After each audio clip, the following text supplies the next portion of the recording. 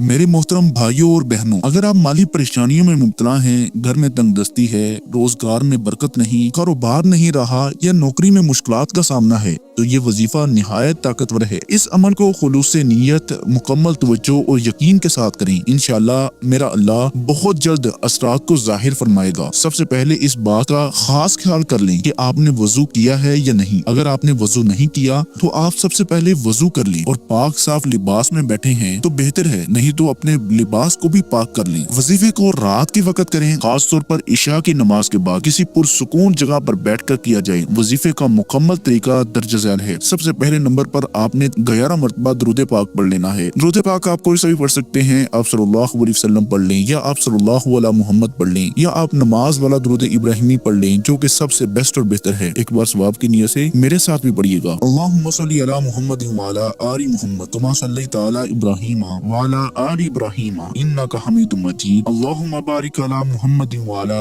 آل محمد کما بارکت علی ابراہیم وعلی آل ابراہیم انک حمید مجید۔ اگر آپ درود ابراہیمی پڑھ لیتے ہیں تو سب سے بہتر ہے۔ اگر آپ وہ نہیں پڑھنا چاہتے ہیں تو آپ درود تنجینہ بھی پڑھ سکتے ہیں یا درود خضری بھی پڑھ سکتے ہیں۔ اس کے بعد آپ نے 100 مرتبہ استغفر اللہ ربی من کل ذنب واتوب الیہ پڑھیں گے۔ استغفار پڑھنے سے گناہ معاف ہوتے ہیں اور گناہوں کی معافی کے بعد ہی رزق میں وسعت آتی ہے۔ اللہ تعالیٰ قرآن میں فرماتے ہیں کہ جو شخص استغفار کرتا ہے اللہ اس پر آسمان سے رحمت برساتا ہے اور زمین سے برکتیں نکالتا ہے۔ اب درج ذیل اذکار کو پڑھنا ہے۔ یہ سب سے پہلے اسماء الہی بے حد مؤثر ہیں اور قرآن و حدیث میں ان کے بے شمار فضائل بیان کیے گئے ہیں۔ 313 مرتبہ یا وہابو یا رزاقو کو آپ نے پڑھنا ہے۔ یہ اسماء مبارک اللہ تعالیٰ کے 2 ایسے نام ہیں جو عطا کرنے اور رزق بڑھانے کے حوالے سے خاص اہمیت رکھتے ہیں۔ 129 مرتبہ یا غنیو یا مغنیو کو پڑھنا ہے۔ اگر کسی کو مالی تنگی ہو تو یہ اسم مبارک اس کے لیے بہت فائدہ مند ہے۔ 40 مرتبہ سورۃ الفاتحہ۔ سورۃ الفاتحہ ام الشفا،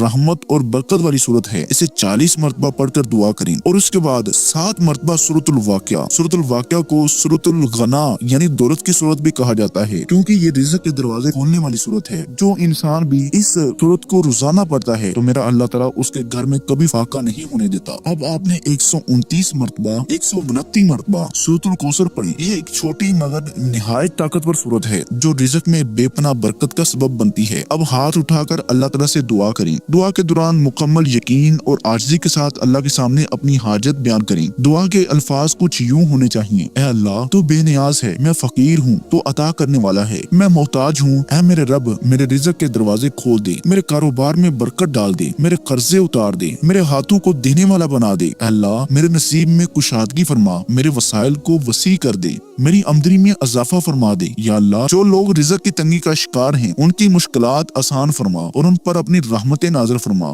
یہ دعا کم از کم 5 سے 10 منٹ تک مانگیں، کیونکہ دعا جتنی لمبی اور خلوص سے کی جائے گی اتنا ہی زیادہ اثر ہوگا۔ آخر میں آپ نے پھر سے 11 مرتبہ درود ابراہیمی پڑھ لینا ہے تاکہ یہ وظیفہ مکمل ہو جائے اور اللہ تعالیٰ کی رحمت نازل ہو۔ اگر آپ یہ وظیفہ 7 دن یا 11 دن تک کریں گے تو بہت زیادہ فائدہ ہوگا۔ صبح اور شام کم از کم 100 مرتبہ یا وہابو یا رزاقو کا ورد مستقل رکھیں۔ ہر جمعرات کو کچھ صدقہ ضرور دیں، چاہے معمولی ہی کیوں نہ ہو۔ نماز کی پابندی کریں کیونکہ نماز رزق کے دروازے کھولنے کا بہترین ذریعہ ہے۔ والدین کی خدمت کریں اور ان سے دعائیں کروائیں، کیونکہ والدین کی دعا سے تقدیر بھی بدل جاتی ہے۔ جو لوگ مالی پریشانیوں میں مبتلا ہیں انہیں حیرت انگیز طور پر آسانی محسوس ہوگی، کاروبار میں اضافہ ہوگا اور نوکری میں ترقی کے امکانات بڑھ جائیں گے، رزق میں برکت محسوس ہوگی اور خواہشات پوری ہونے لگیں گی اور پریشانیاں ختم ہو جائیں گی، ذہنی سکون اور قلبی اطمینان نصیب محسوس ہوگا۔ محترم ناظرین، اگر آپ کو یہ وظیفہ تھوڑا سا بھی ہیلپ فل لگا ہے تو اس ویڈیو کو لائک کر دیں اور کمنٹ سیکشن میں اللہ تعالیٰ کے 99 ناموں میں سے کوئی ایک نام لازمی شیئر کریں۔ جزاکم اللہ خیرا اینڈ السلام علیکم ورحمۃ اللہ وبرکاتہ۔